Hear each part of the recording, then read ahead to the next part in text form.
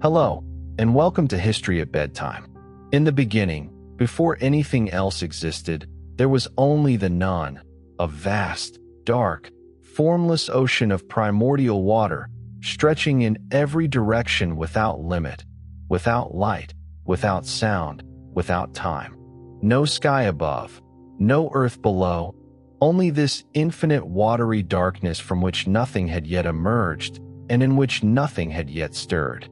The Egyptians called this original state the chaos that preceded creation, the formless potential from which everything that would ever exist was waiting to emerge. Then, from the depths of the Nun, the first hill appeared, a small mound of earth rising above the surface of the water. And on that hill, the first god spoke his own name into the silence, and the act of naming called creation into being. In some versions of the story, the first god was Adam, the complete one, who came into being through an act of self-creation that Egyptian theology described in terms both strikingly abstract and startlingly physical. In others, the first divine emergence was Ra, the sun, rising for the first time above the horizon of the primordial ocean, flooding the darkness with light that had never existed before. In still others, it was the 8 primordial deities of the Ogdoad, for pairs of gods and goddesses representing the qualities of the chaos itself, darkness and invisibility and water and infinity, whose creative interaction generated the first sunrise. The Egyptians were not troubled by the existence of multiple creation stories. They did not feel compelled to choose between them or to reconcile them into a single consistent narrative. Each story was true in its own way, true in the way that a poem is true, true in the way that a powerful image of something real is true, true in the sense that it captures a genuine aspect of a reality too large and too complex to be captured by any single description. The multiplicity of creation myths was not a sign of confusion or inconsistency in Egyptian religious thinking, but a sign of its sophistication, an acknowledgement that the divine was too various and too layered to be adequately expressed through a single account. This theological flexibility, this willingness to hold multiple truths simultaneously without forcing them into a single coherent system, was one of the most distinctive features of Egyptian religious thought, and one of the things that makes it both fascinating and genuinely challenging to understand for readers formed in traditions that place high value on doctrinal consistency. The Egyptian religious world was not a simple world with simple beliefs. It was a world of extraordinary depth and complexity, developed across more than 3,000 years of continuous theological thought, in which the same deity could be simultaneously one and many, could merge with other deities and then separate again, could be the sun and the moon and the earth and the underworld at the same time, could be ferociously powerful and intimately personal in the same moment. To enter that world properly, we have to set aside the expectation that religion must behave like a modern system of doctrine, with one official explanation for every question and one fixed identity for every divine figure. Egyptian religion was not built primarily around belief statements. It was built around presence, ritual, image, memory, and correct action. A god was not only a character in a story. A god was a force in the landscape, a power in the body, a name written on a temple wall, a statue awakened each morning by priests, a figure carried in procession through the streets, a protective amulet against the skin of a child, a promise carved inside a tomb so that the dead would not be alone in the dark.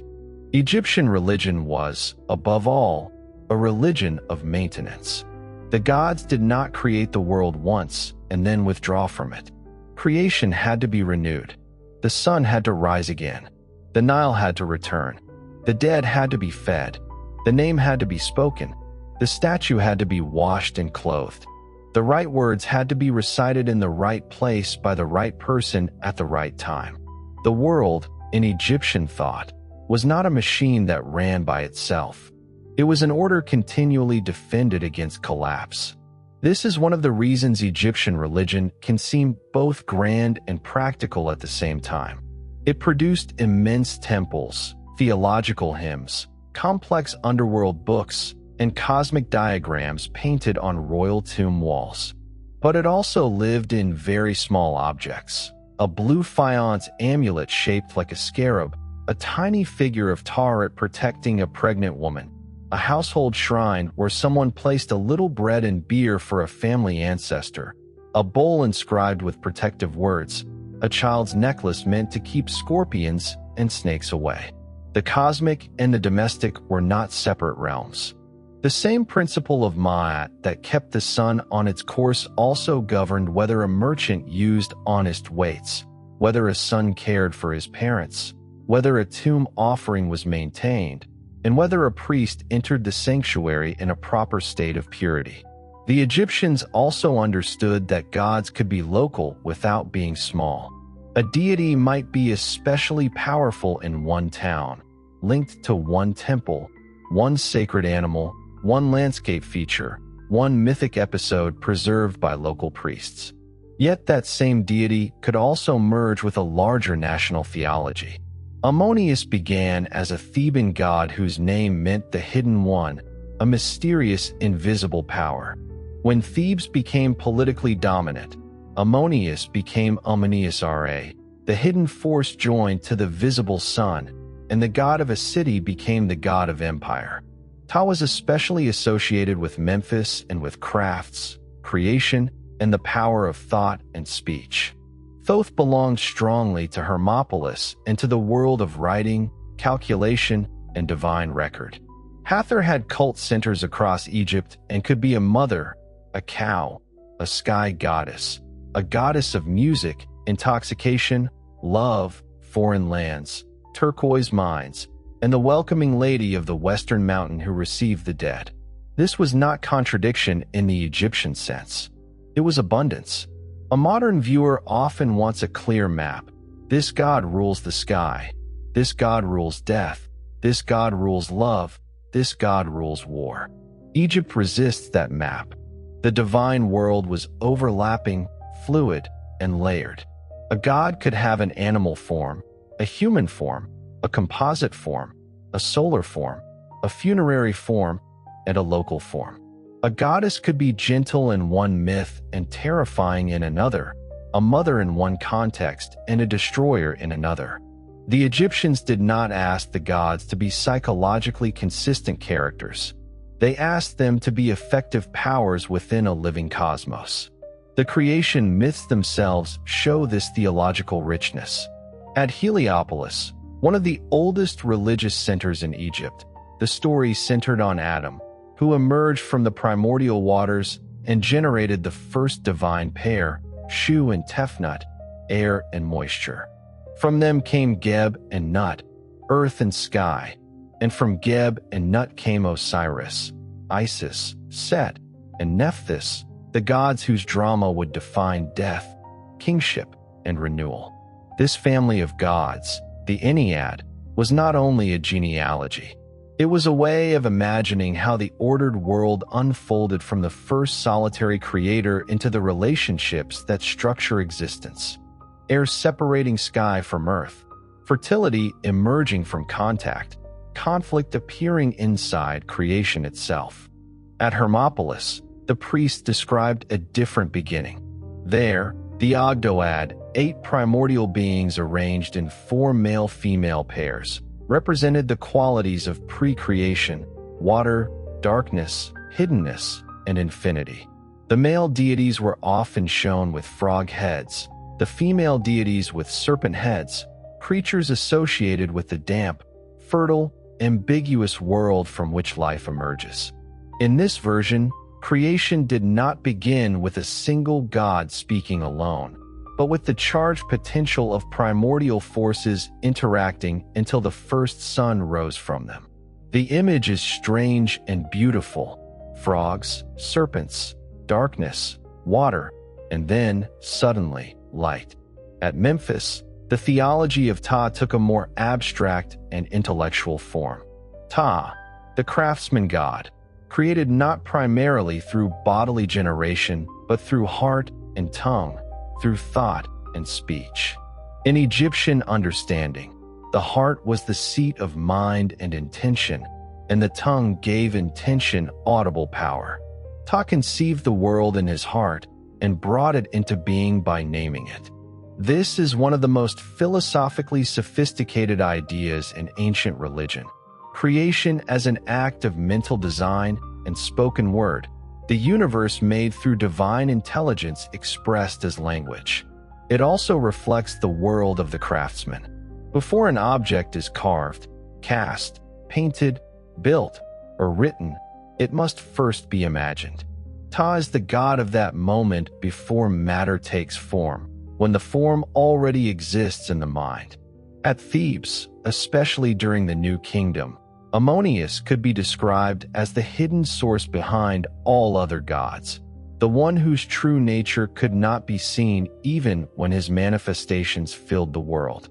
Hymns to Ammonius speak of him as one who is concealed yet present everywhere, unknowable yet active, father of the gods yet also beyond them. This was not simple polytheism in the sense of many separate gods competing like human personalities.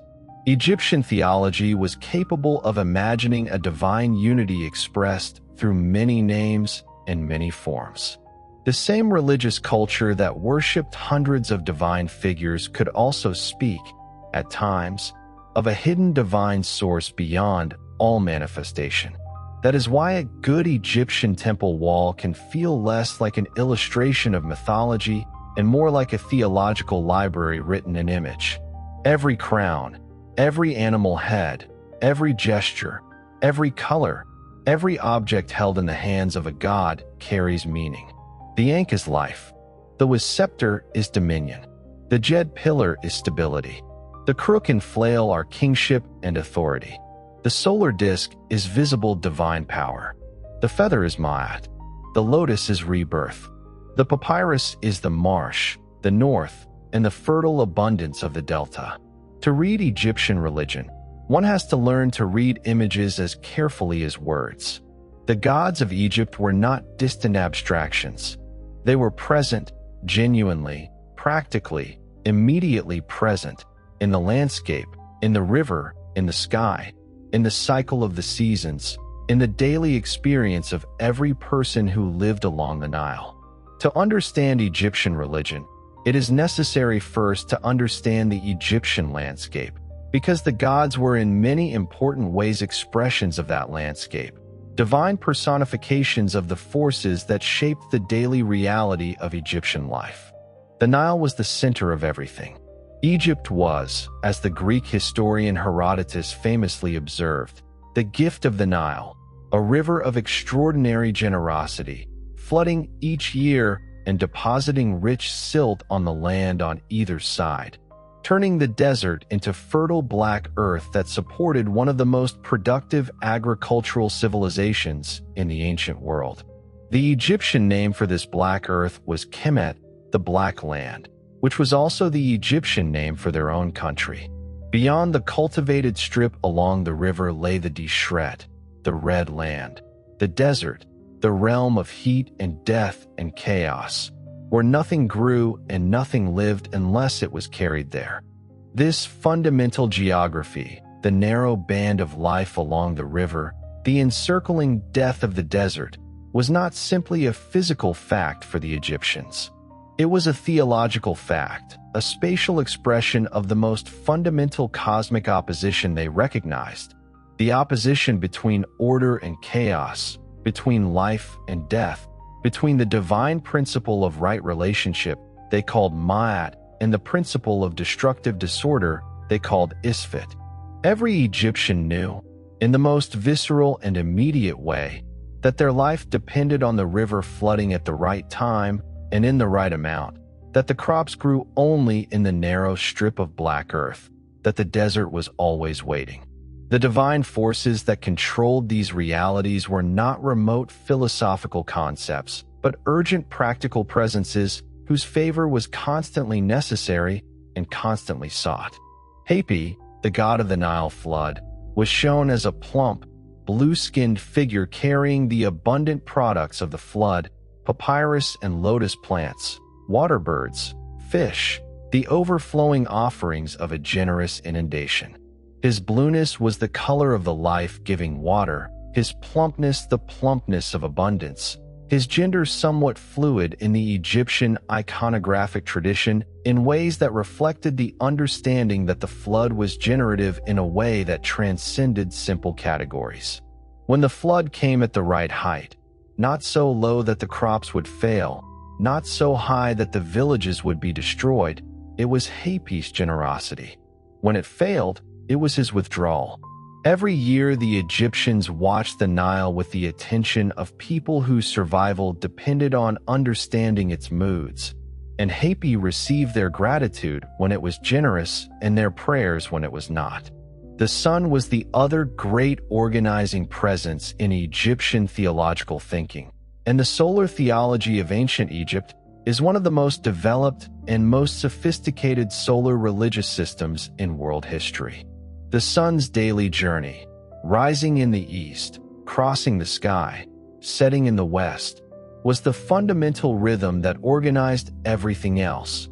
The division of time into day and night, the association of east with birth and west with death, the understanding that the world was renewed each morning through the sun's emergence from the primordial darkness. The sun set each evening into the western horizon, descended through the 12 hours of the night through the underworld, and emerged reborn each morning in the east, a daily repetition of the original act of creation, a daily demonstration that death was not an ending but a passage through which new life emerged. Ra, the sun god in his most fundamental form, was one of the oldest and most universally worshipped deities in the Egyptian tradition. His daily journey was described in elaborate mythological texts, the Book of the Day and the Book of the Night, and most extensively in the Amulets, the text describing the 12 hours of the solar night journey, as a passage through a series of chambers or caverns in which the sun god encountered various supernatural beings, some hostile and requiring defeat, some helpful and requiring acknowledgement, and in which the resurrection of the god was continuously reenacted through the cosmic drama of the night's passage. At the hour of midnight, in the deepest and darkest point of the night journey, Ra encountered Osiris, the god of the dead, and the two gods merged momentarily in what the texts describe as a unity of soul, Ra providing the transformative energy of the sun, Osiris providing the body that was waiting to be reborn. From this union came the dawn, the moment of emergence back into light that was simultaneously Ra's resurrection and Osiris's renewal. The merger of Ra with other deities, Ra Adam, Ammonius Ra, Ra Horus, was not theological confusion or inconsistency, but a specific Egyptian technique for expressing the relationships between divine powers. When two gods merged into a hyphenated deity, the Egyptian theological tradition was saying something specific and sophisticated, that these two powers were aspects of a single underlying divine reality, that in the moment of their activity they were indistinguishable, that the worship of one was in some sense also the worship of the other. Ammonius Ra, the great state deity of the new kingdom, Ammonius, the hidden one, whose very name expressed the theological idea that the deepest divine reality was concealed beneath appearances, merged with Ra, the most visible and most powerful expression of divine presence, was both the invisible force underlying reality and its most spectacular visible manifestation simultaneously. The theological concept that made these mergers possible was the idea of the divine Ba, the soul or expression or personality of a deity that could travel between divine forms and could be present in multiple places and multiple beings simultaneously. The Ba of Ra was in the sun disk. The Ba of Ra was also in the Nile catfish, the sacred scarab beetle, the falcon, the ram, the obelisk that caught the sun's first light each morning. The divine was not concentrated in a single form, but diffused through all forms appropriate to its nature. In the visual vocabulary of Egyptian religious art, the animal heads, the multiple forms, the hybrid creatures, was the artistic expression of this theological idea that the divine expressed itself through the world's variety. The most dramatic challenge to this complex divine world came in the 14th century BCE, during the reign of Amenhotep IV, the king better known as Akhenaten. He elevated the Aten, the visible disk of the sun, whose rays ended in tiny hands offering life, above all other divine powers, and moved the royal court to a new city, Akhetaten, now called Amarna. In the official art of the period, the old dark sanctuaries and hidden divine images seemed to give way to open courts flooded with sunlight. The royal family appears beneath the Aten's rays, receiving life directly from the solar disk. The imagery is startling, intimate, and unlike anything else in Egyptian royal art. Akhenaten's religious program has often been called monotheistic, and in some important ways it was unlike ordinary Egyptian polytheism. The Aten became the exclusive focus of royal worship, the cult of Ammonius was attacked, and many traditional forms were suppressed or marginalized. But the precise nature of Akhenaten's theology remains debated. Was it true monotheism in the later sense? Was it royal henotheism, the elevation of one god above all others? Was it a political attack on the wealth and power of the Ammonius priesthood? Was it a genuine religious vision that failed because it was too dependent on the king himself? The evidence supports parts of several answers, and a cautious script should not make Akhenaten simpler than he was. What is clear is that the Amarna experiment did not last. After Akhenaten's death, the traditional cults returned. His city was abandoned. His successors, especially Tutankhamun and later Horemheb, restored the old gods and worked to erase the memory of the king who had disrupted them. Akhenaten's images were broken, his name omitted from king lists, and his reign treated almost as a wound in the continuity of Egypt. The attempted narrowing of Egyptian religion to the Aten had failed. The failure is revealing. Egyptian religion could absorb foreign gods, merge deities, create new theological syntheses, and tolerate multiple creation accounts. What it could not easily tolerate was the forced removal of the many-sided divine world that had sustained Egypt's sense of order for so long. The gods were not interchangeable decorations. They were the structure through which people understood the world. To close their temples and silence their names was not only a religious reform. It was an attack on reality, as most Egyptians knew it.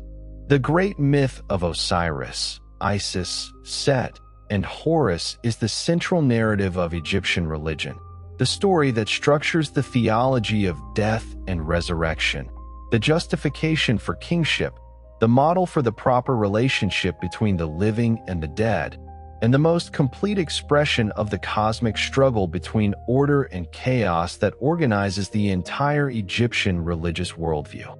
It is also one of the most dramatically compelling myths in the ancient world, a story of love and betrayal and grief and perseverance, and the ultimate triumph of truth over treachery.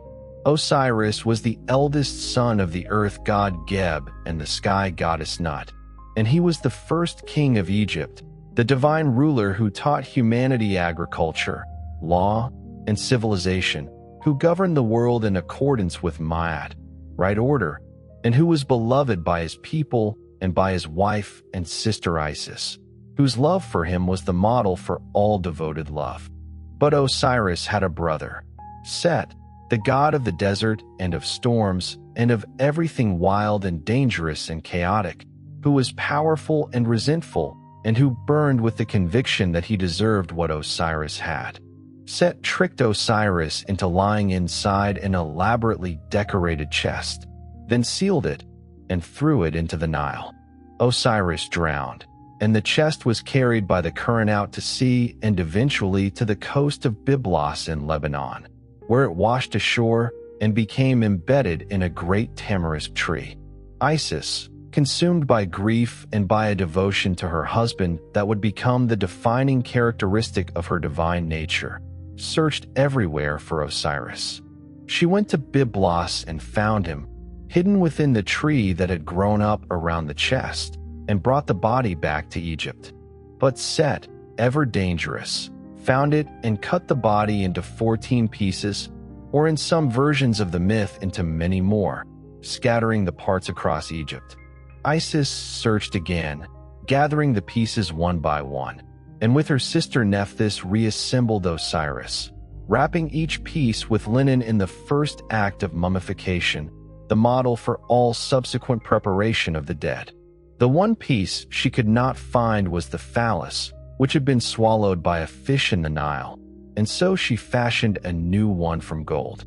With the body reassembled, Isis transformed herself into a kite, the raptor bird, its mournful cry associated in Egyptian poetry with lamentation, and hovered over the body of Osiris, her wings fanning the breath of life back into him.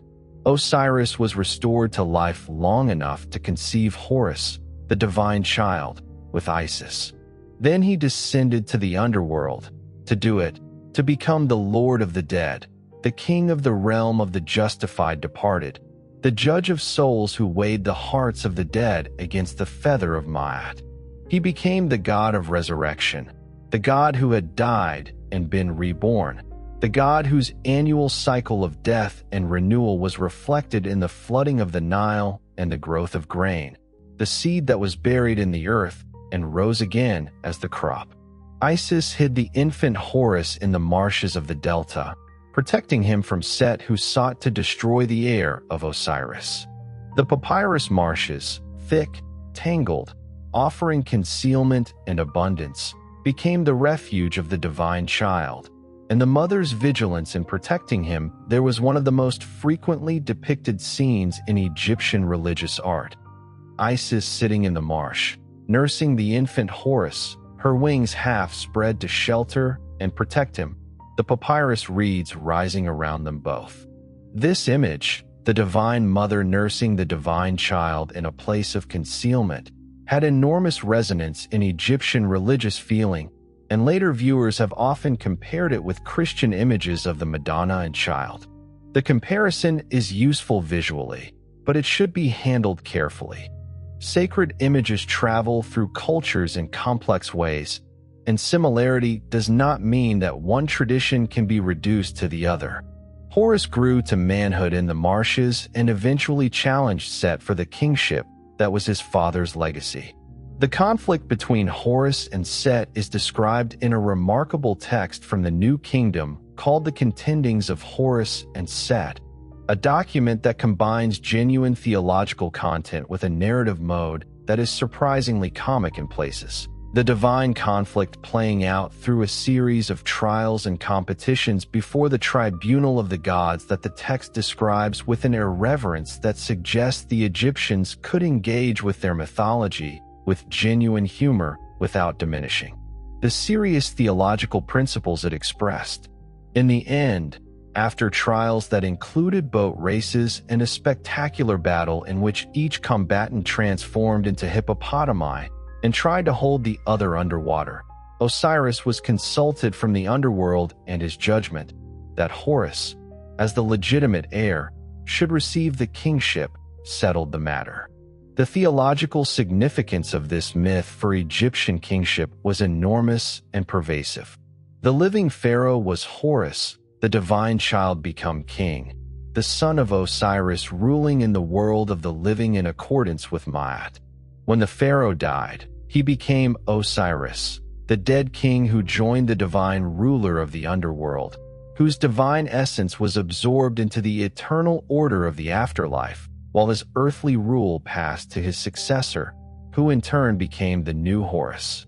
Every succession, every moment of transfer between one reign and the next, was a repetition of the primal transition from Osiris to Horus, from death to life, from the old order to the new. The mythology was not simply a story told about the gods. It was the theological framework that gave the institution of kingship its divine legitimacy and its cosmic significance. Isis herself became, over the course of Egyptian religious history, one of the most complex and most widely worshipped deities in the ancient world. Beginning as primarily the divine wife and mother, the faithful spouse who sought and restored Osiris, the protective mother who sheltered Horus, she accumulated over the centuries attributes and powers that eventually made her the most encompassing of the Egyptian goddesses, the divine principle of wisdom and magic and protection and love. The Greeks who encountered her cult in the Hellenistic period, when Egypt was under Ptolemaic rule, found in Isis a goddess whose character and whose story resonated across cultural boundaries, and her cult spread through the entire Mediterranean world, reaching Rome and eventually Britain, where shrines to Isis have been found as far as the Rhine frontier and the Thames. The magic attributed to Isis, the Heka, the divine force that the Egyptians understood as one of the fundamental constituents of cosmic reality, was both protective and cosmological. She was the one who knew the secret name of Ra himself, having tricked it from him through a ruse involving a snake and his vulnerability to its poison, and the possession of Ra's secret name gave her power over even the greatest of the gods.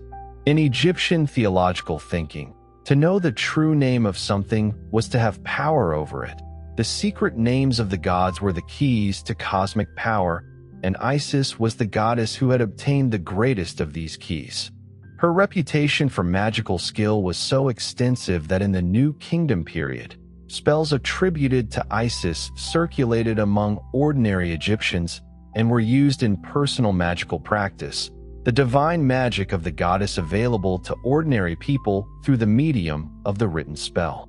The pharaoh stood at the center of this religious world, not merely as a political ruler, but as the one human being whose office connected the human order to the divine order. The king was not simply a man with religious duties. He was the living Horus, son of Ra, beloved of Ammonius, image of the gods on earth, responsible for maintaining Ma'at on behalf of the whole country. The king's body might be human, vulnerable to illness, age, assassination, and death.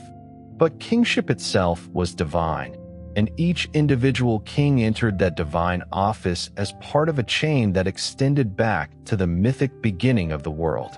This is why Egyptian temple reliefs show the pharaoh performing rituals that, in practical reality, were often performed by priests. On the temple wall, the king offers incense. The king pours water. The king presents Ma'at. The king slays enemies. The king embraces the god. The king receives life from the goddess. These images are not journalistic records of what happened every morning in every sanctuary. They are theological statements. They say that the maintenance of divine order is ultimately the king's responsibility, even when human priests act as his representatives.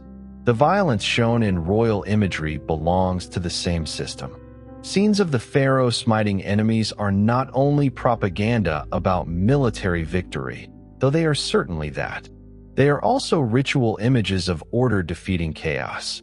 Foreign enemies, rebels, desert peoples, and dangerous animals could all be made to represent Isfet, the destructive disorder threatening the Black Land. When the king raises the mace above a kneeling enemy, the scene is not merely about one historical battle. It is an image of cosmic maintenance, the ruler holding back the forces that would dissolve the world. This does not mean Egyptian kings were gentle priest philosophers. They could be ruthless, ambitious, exploitative, and very human.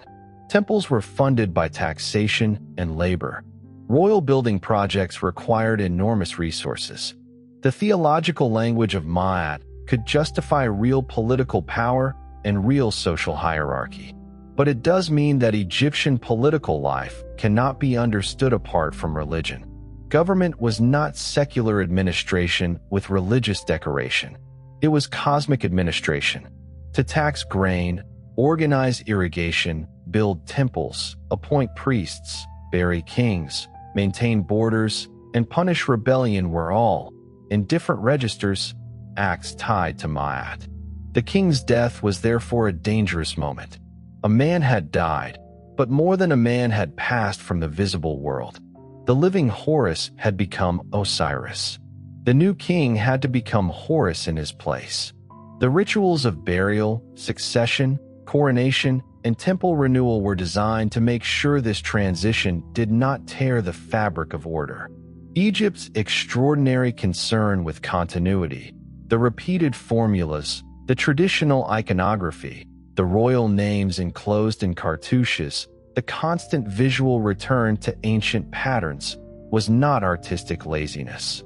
It was theological stability made visible. Change was possible, but it had to be framed as renewal of the eternal, not rupture with it. The afterlife theology that the Osiris myth anchored was among the most elaborate and most thoroughly developed systems of belief about death and what follows it in any ancient culture. The Egyptians invested enormous intellectual and practical energy in understanding what happened after death, in preparing for it, and in maintaining the ongoing relationship between the living and the dead that Egyptian religious practice required. The physical preservation of the body through mummification, the provision of food and equipment for the deceased's use in the afterlife, the performance of correct ritual at the moment of burial, and an ongoing mortuary cult afterward, the recitation of protective spells from the Book of the Dead. All of these were practical expressions of a theological understanding of the afterlife that was both extremely detailed and extremely consequential. The Hall of Two Truths, where the deceased's heart was weighed against the feather of Ma'at in the Great Judgment scene depicted in countless copies of the Book of the Dead, was not simply an image of moral evaluation. It was a practical procedure described with procedural specificity. 42 assessors, each responsible for a different category of wrongdoing, questioned the deceased in turn, and the deceased responded with a negative confession, the declaration that they had not committed each specific wrongdoing. I have not stolen. I have not killed. I have not lied. I have not been dishonest in the measurement of grain. I have not spoken in anger.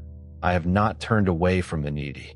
The specificity of the list, which included both grand moral transgressions and quite mundane practical failings, tells us something important about Egyptian moral culture. It was as concerned with the practical ethics of daily life as with more abstract moral principles. If the heart balanced with the feather, if the deceased was declared Makuru, true of voice, justified before the divine court, they proceeded to the field of reeds, the Egyptian paradise, an agricultural landscape of eternal abundance where they would live and farm and be with their loved ones in perpetual flourishing. If the heart was heavy with wrongdoing, it was devoured by Ammit, the devourer, a composite beast with the head of a crocodile, the forequarters of a lion, and the hindquarters of a hippopotamus, and the soul ceased to exist entirely. The second death, annihilation of the self, was the Egyptian version of damnation, and it was evidently considered genuinely terrifying by the people who imagined it. The temple was the theological and physical center of Egyptian religious life, not simply a building for worship, but a cosmological model, a representation in stone of the structure of the universe, designed to embody in architectural form the Egyptian understanding of how the world was ordered and what maintained that order. To enter an Egyptian temple was to move through a carefully structured experience of increasing sacredness, from the public world outside to the divine presence in the innermost sanctuary, from the brightness of the Egyptian sun to the deep shadow of the Holy of Holies where the god's statue resided.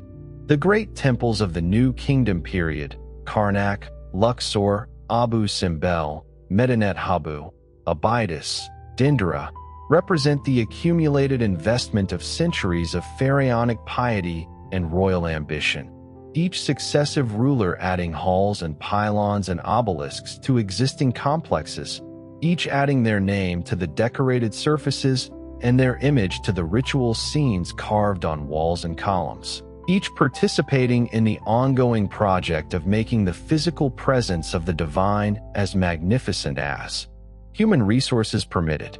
The Temple of Amunius at Karnak, the most extensive of these complexes, accumulated its current form across approximately 2,000 years of continuous building, from the Middle Kingdom through the Ptolemaic period, and walking through it today is to walk through a layered sediment of Egyptian religious history in which every column and every wall and every gateway represents a specific pharaoh's specific act of piety. The Egyptian concern with death was not a morbid obsession in the modern sense. It was a practical recognition that death was the greatest transition a person would ever face, and that such a transition required preparation. The tomb was not simply a grave. It was a house of eternity, a place where the body, the name, the image, the offerings, the spells, and the memory of the living worked together to sustain the person beyond death. The person, in Egyptian thought, was not one simple soul trapped inside one simple body. Human identity was composed of several interrelated elements. The body had to be preserved because it remained a necessary anchor for the self. The Ka was a vital force, often understood as a life power that required nourishment through offerings. The Ba, often represented as a human-headed bird, could move between the tomb and the world of the living, between the body and the divine realms. The Ak was the transfigured, effective spirit, the successful dead person who had passed through the necessary transformations and could exist among the blessed. The name was also essential. The shadow was not insignificant. To destroy any of these elements was to threaten the person's continued existence. Mummification developed out of this understanding. The earliest burials in the dry desert sands sometimes preserved bodies naturally, the heat and dryness preventing rapid decay. Over time, Egyptian embalmers developed increasingly elaborate artificial methods to achieve the same effect deliberately. In elite mummification, the internal organs were removed and treated separately, the body dried with natron, the skin anointed with oils and resins, the limbs wrapped with linen, amulets placed between the layers, protective spells recited, and the face covered with a mask or portrait that helped preserve identity. The process was technical, religious, and intimate at the same time. A body was being preserved, but a person was also being prepared to become something more than they had been. The canopic jars that held the organs were protected by the four sons of Horus: Imsidi, Hapi, Duamutef, and Kabisanof, each associated with a particular organ and a protective goddess. The heart, however, was usually left in the body because the heart would be needed in judgment. It was the record of conscience, intention, memory, and moral life. A person could not stand in the Hall of Two Truths without the heart that had known what they had done. The funerary texts developed over time in ways that also reveal Egyptian social history. The pyramid texts of the Old Kingdom were carved inside royal pyramids and were originally the privilege of kings. They provided the dead king with spells to ascend to the sky, join the gods, and become an imperishable star. In the Middle Kingdom, coffin texts appeared on the coffins of non-royal elites, expanding access to afterlife knowledge beyond the king. By the New Kingdom, the Book of the Dead, more accurately, the Book of Coming Forth by Day, could be written on papyrus and placed in the tomb of anyone wealthy enough to commission it. This does not mean ancient Egypt became egalitarian. Access to elaborate burial remained deeply tied to wealth and status. But the development of funerary literature shows a long widening of afterlife hope from royal exclusivity toward broader elite participation. The Book of the Dead was not a single fixed book like a modern scripture. It was a collection of spells, selected, arranged, and copied according to tradition, budget, local practice, and personal need. Some copies were beautifully illustrated, with scenes of judgment and gods and underworld passages. Others were shorter and more modest. The purpose was practical, to give the deceased knowledge, protection, passwords, names, and ritual power. In the dangerous geography of the afterlife, knowledge was survival. The pylon, the massive gateway tower that formed the entrance to each successive court of the temple, was not simply an architectural element, but a cosmological symbol. Its twin towers represented the mountains on the horizon between which the sun rose and set, and the space between them was the liminal zone between the human world and the divine world, the threshold that the worshipper crossed to enter sacred space.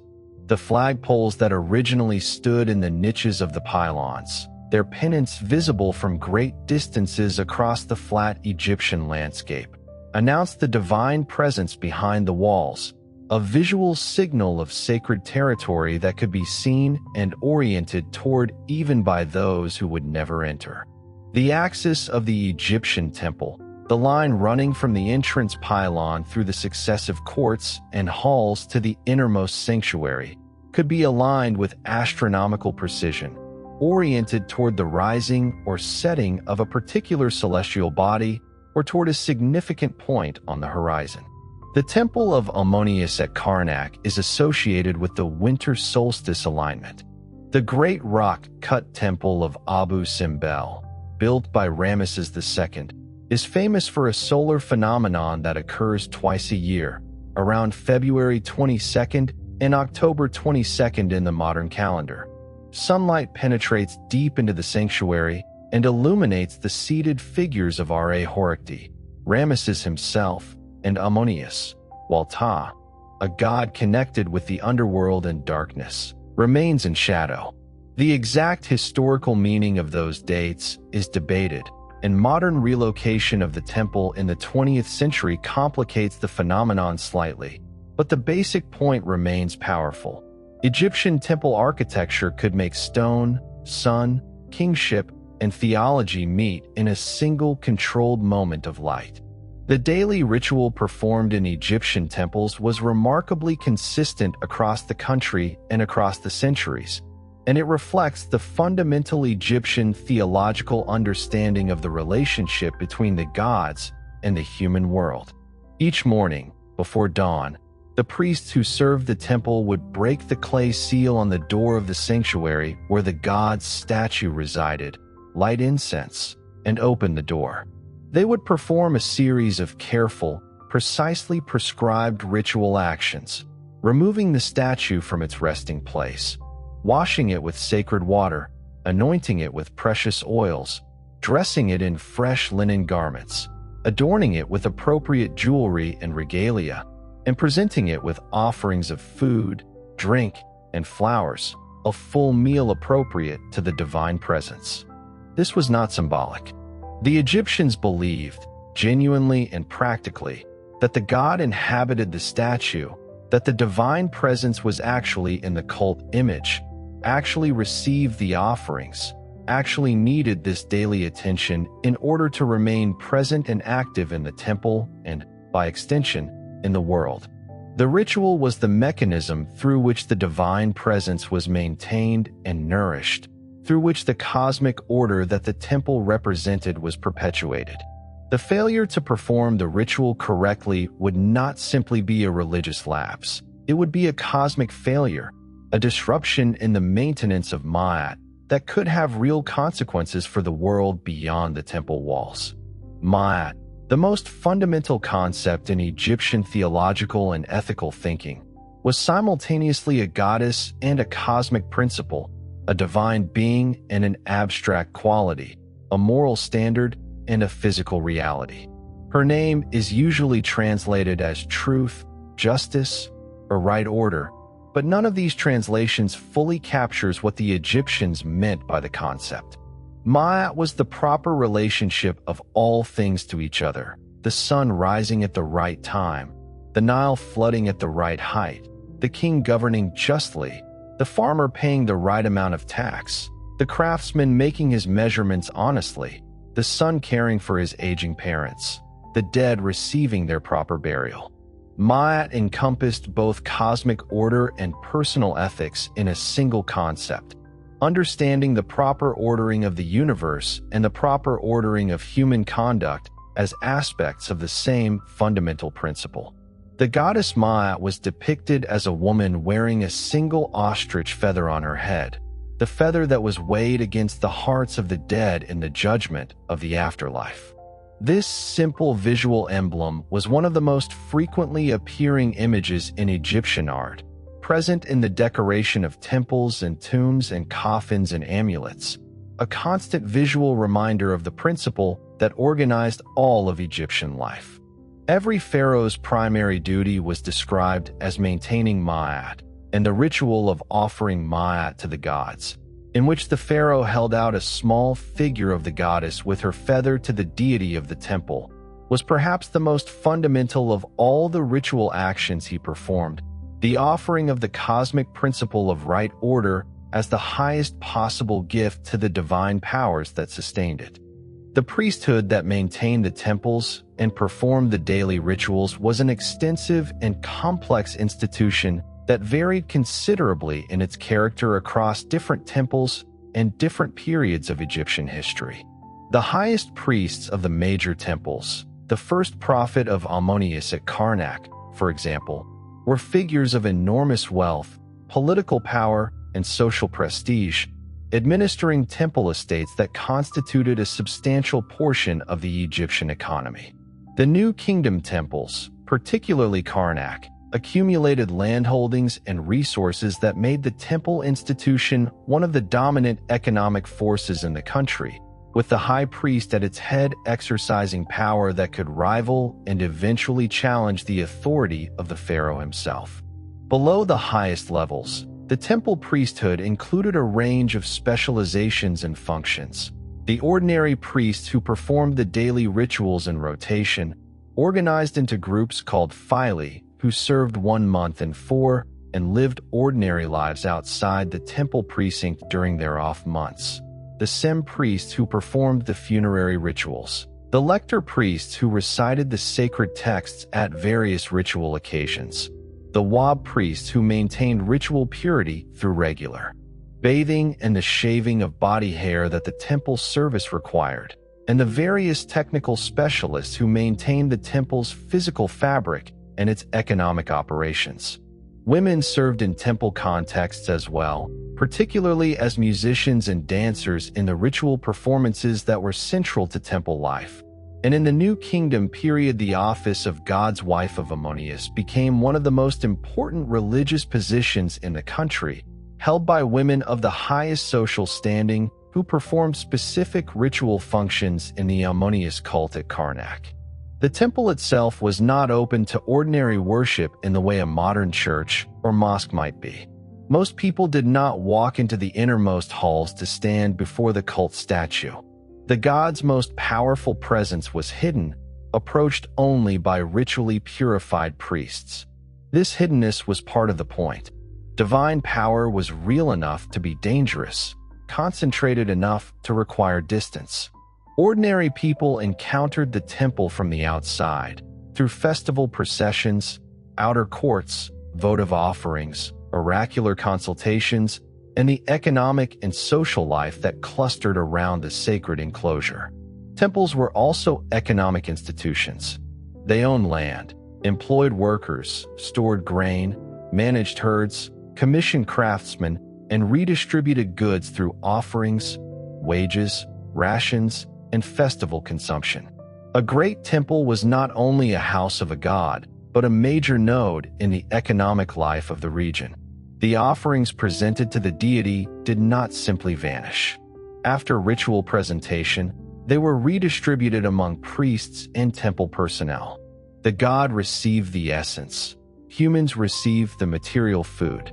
In this way, divine economy and human economy were interwoven.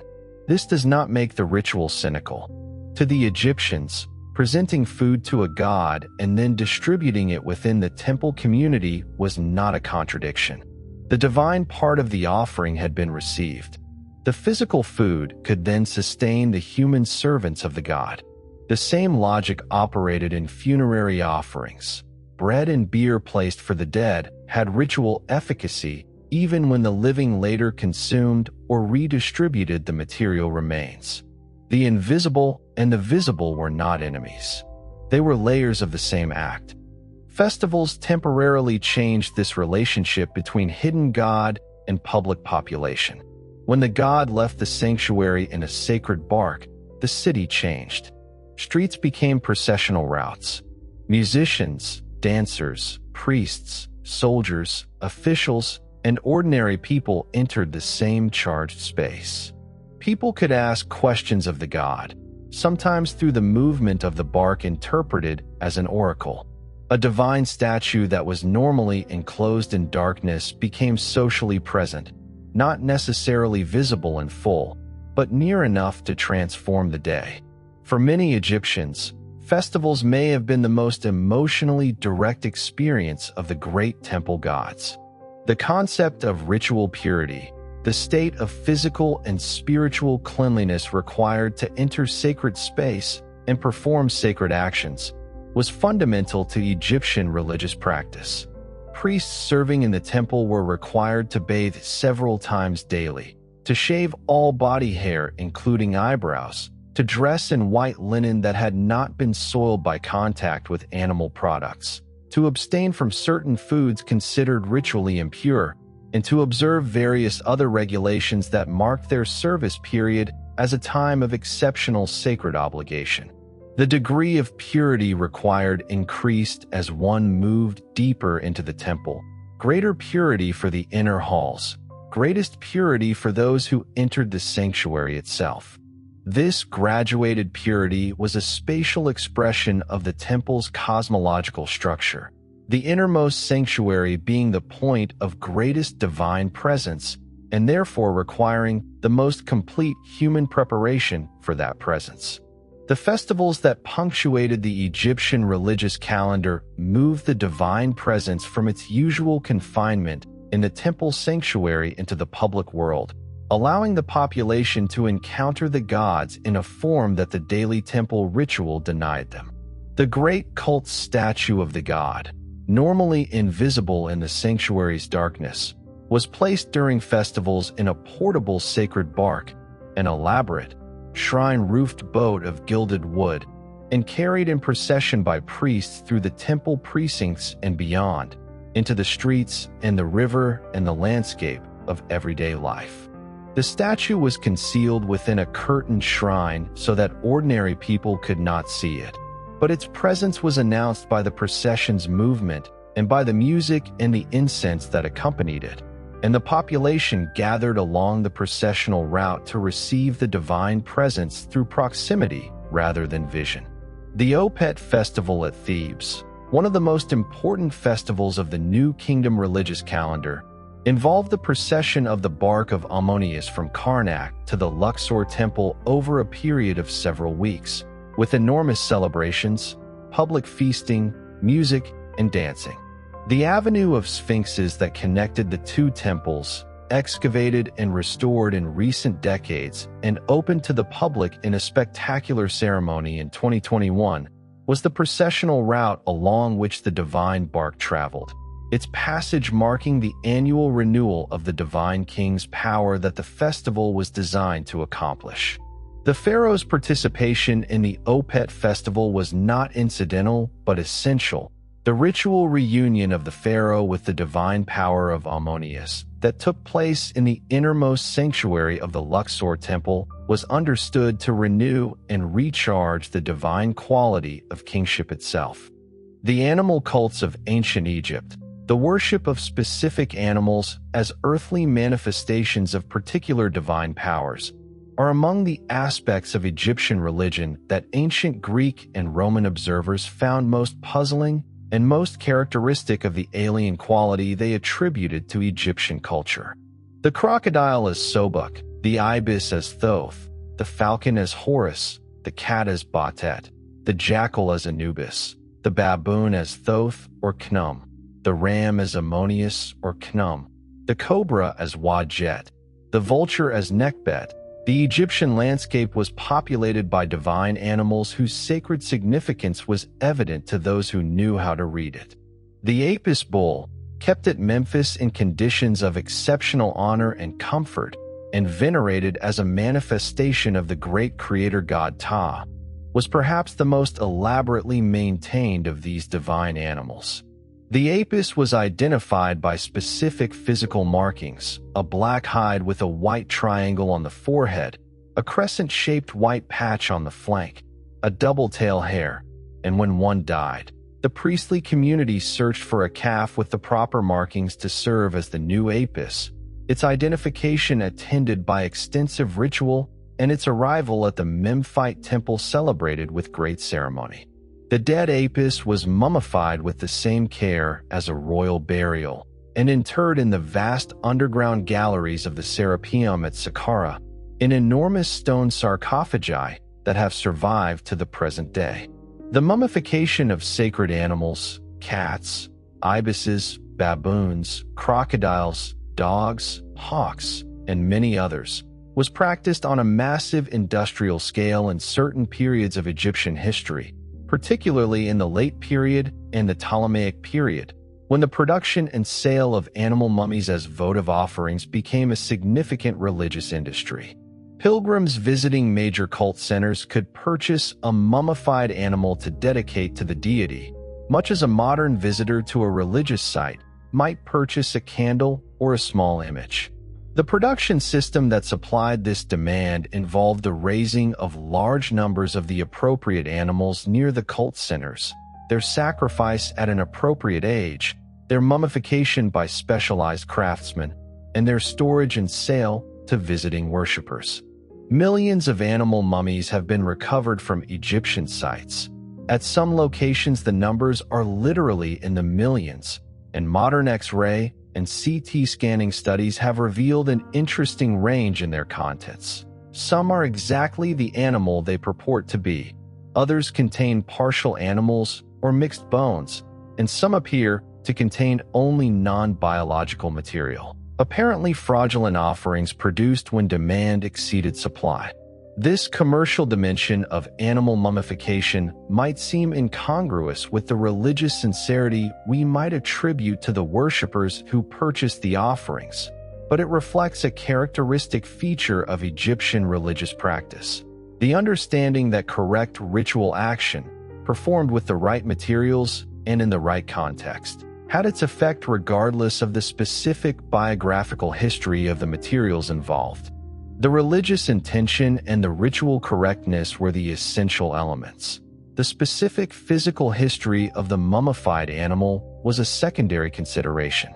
This pragmatic approach to ritual efficacy was a feature of Egyptian religious thinking more broadly, reflected in the extensive use of magical spells and amulets whose power was understood to derive from their correct composition and activation rather than from personal spiritual virtue on the part of the user. Thoth, the god of writing and knowledge and wisdom and the moon, occupies a special place in the Egyptian pantheon as the divine scribe, the keeper of records, the mediator in divine disputes, and the patron of all human intellectual activity.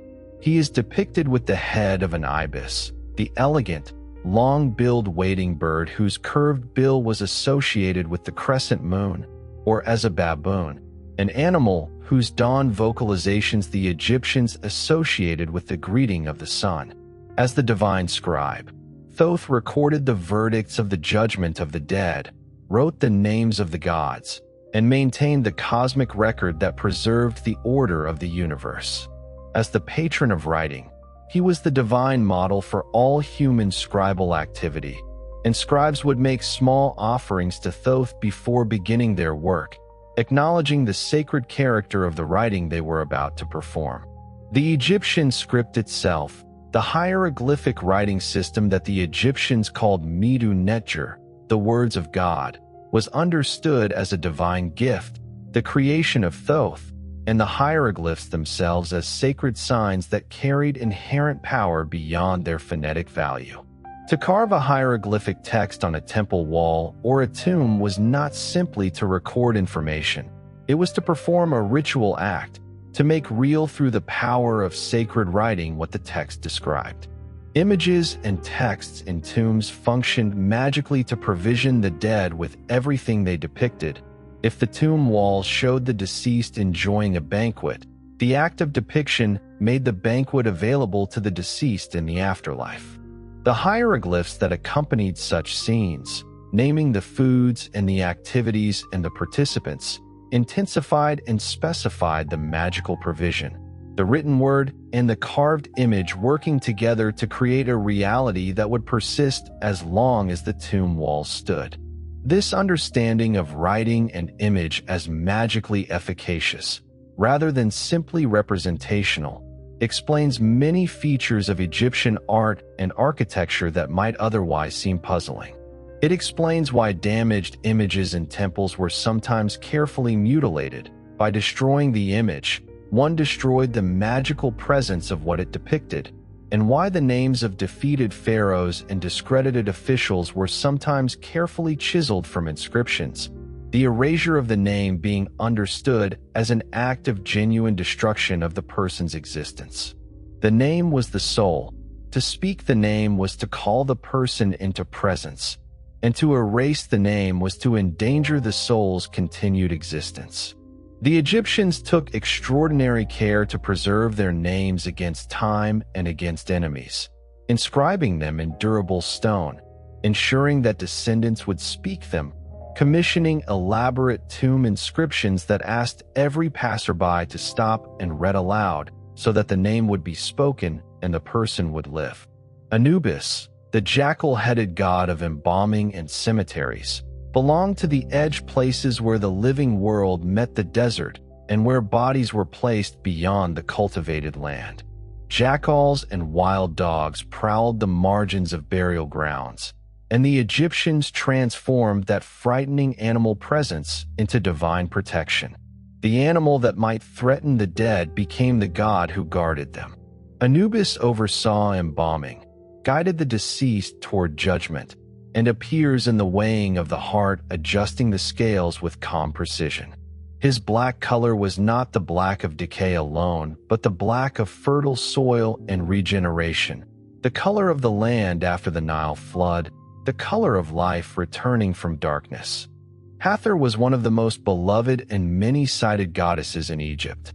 She could be the celestial cow whose body held the sky, the golden goddess of music and dance, the lady of love and beauty, the patroness of miners in the turquoise deserts of Sinai, the goddess of foreign lands, the mistress of drunkenness and joy, and the welcoming presence of the Western necropolis who received the dead with food, drink, and tenderness. Her sistrum, the sacred rattle used in her rituals, produced a sound meant to please and soothe divine power. Her face, with cow ears and a serene expression, appears on temple columns as if the goddess herself is emerging from stone to watch over the space.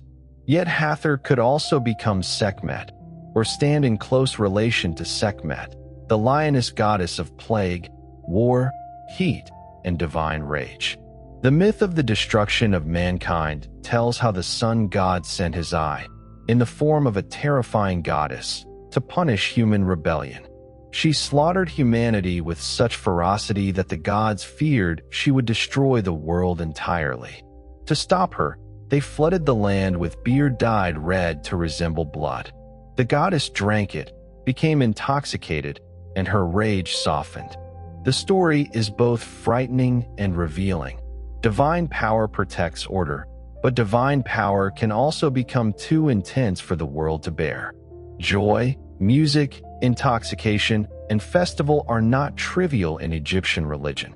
They can be ways of cooling divine rage and restoring balance. Batet, the cat goddess, offers another example of divine complexity. In earlier periods, she could have a lioness aspect, fierce and protective. Over time, she became more closely associated with the domestic cat, with fertility, household protection, music, and celebration.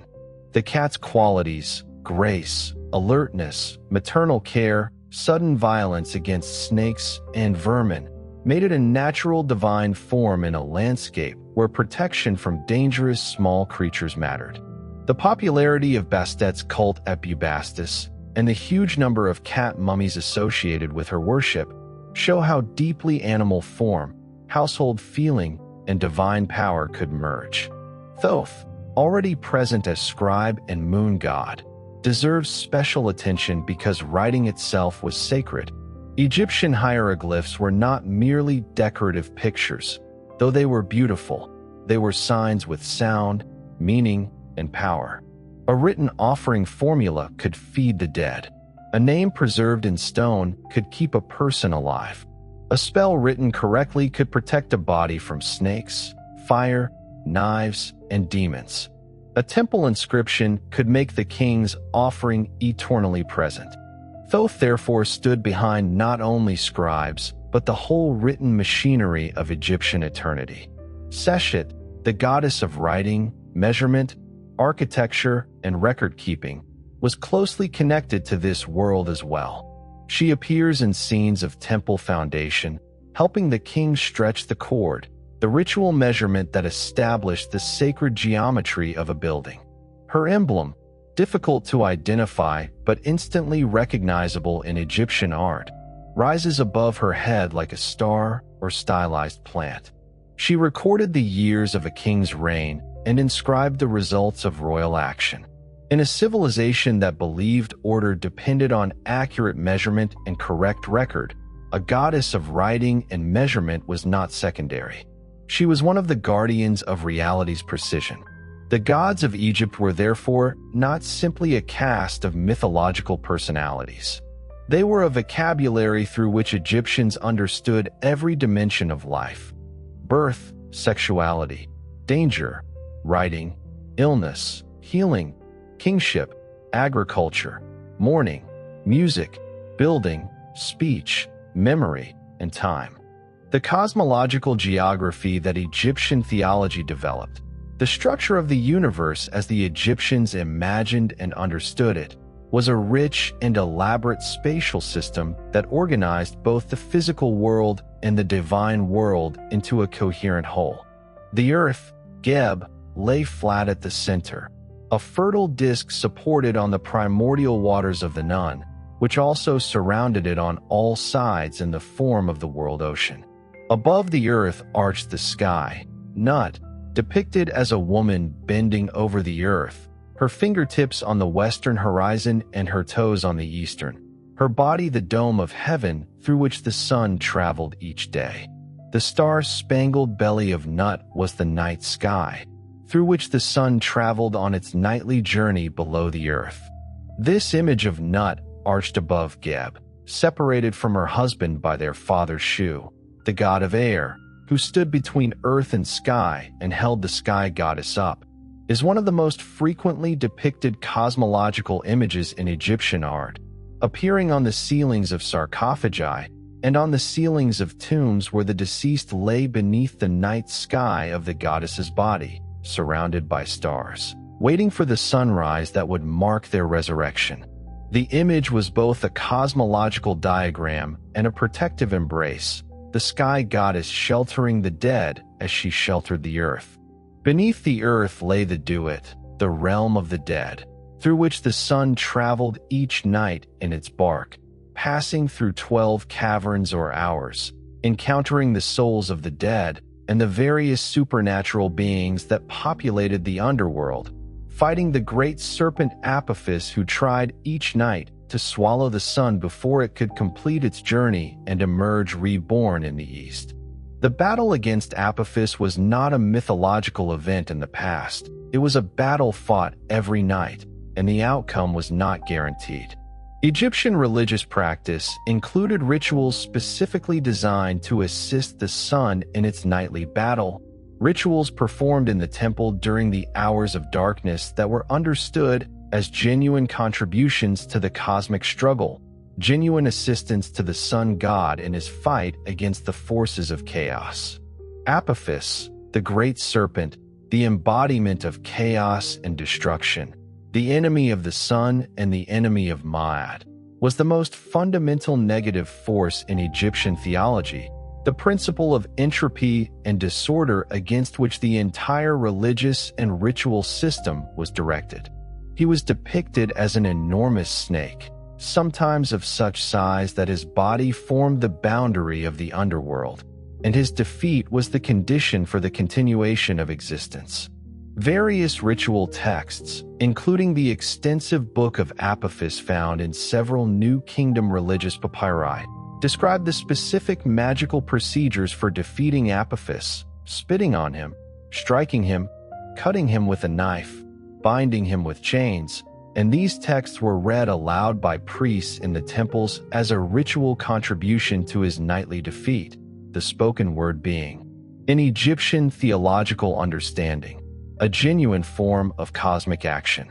The complexity and the sophistication of Egyptian religious thinking sometimes obscures the warmth and the intimacy of the personal piety that ordinary Egyptians experienced. The evidence from private letters, from the votive offerings left at popular shrines, from the small amulets worn on the body, from the short prayers inscribed on everyday objects, suggests a religious life that was not only elaborate theology and state ritual, but also the simple, personal appeal to divine power that is recognizable in any age and any tradition. Workers at the royal tomb building village of Deir el-Medina, whose lives are unusually well documented through their written records, addressed prayers to local manifestations of the gods who were understood to care specifically about their daily concerns. The peak of the western mountain as a local manifestation of Hathor, who could be appealed to for healing. The deified pharaoh Amenhotep I, who had become a patron saint of the community, specific gods addressed in moments of particular need. The boundary between formal temple religion and popular personal piety was permeable and shifting in the Egyptian tradition, with theological concepts and divine figures moving between the state cult and the personal practice of ordinary people in ways that enriched both. The goddess Batat, whose temple at Bubastis in the Delta was one of the major cult centers of Egypt, was also a domestic deity. The cat in the house was her physical presence, her warmth and her purring the sensory expression of divine protection in the household. Taret, the pregnant hippopotamus goddess who protected women during childbirth, appeared on household amulets and on the magical knives used in protective rituals around newborns and their mothers. Her ferocious appearance understood as the ferocity of divine protection rather than threat. Bes, the dwarf god with his leonine face and his feathered crown, was a god of household protection and childbirth whose image appeared on bedroom walls and on birth houses attached to temples. A deity whose grotesque appearance was understood as frightening away the demons that threatened mothers and infants. The wisdom texts, the Sebate, the instructional literature that formed a significant part of Egyptian literary production across all periods, represent the ethical dimension of Egyptian religious thinking in its most practical and most personal form. These texts, attributed to famous sages and addressed to sons or students, offered practical guidance for living well in accordance with Ma'at. Be honest in your dealings, treat the poor with compassion, speak carefully for words have power, be patient in difficulty, do not speak ill of those in authority, maintain good relationships with your neighbors, care for your parents in their old age, do not covet what belongs to others. The values they promoted were simultaneously religious and practical.